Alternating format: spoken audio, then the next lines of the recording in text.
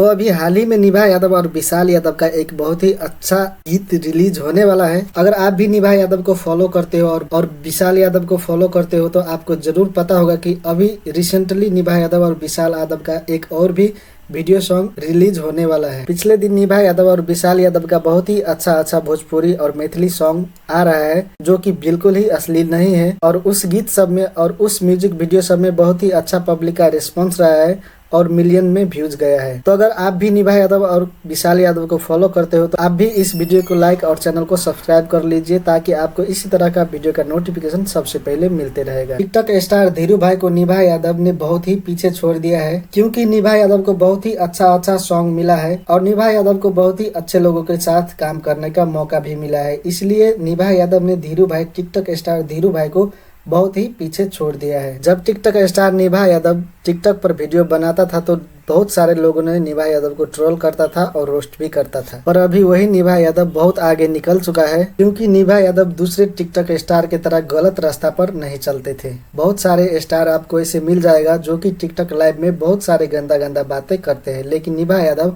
और धीरू भाई बहुत ही अच्छे तरीके से, बहुत ही स्वच्छ तरीका से टिकटॉक पर वीडियो बनाते हैं। तो कमेंट में जरूर बताना आप निभा यादव के फैन है या फिर धीरू भाई का।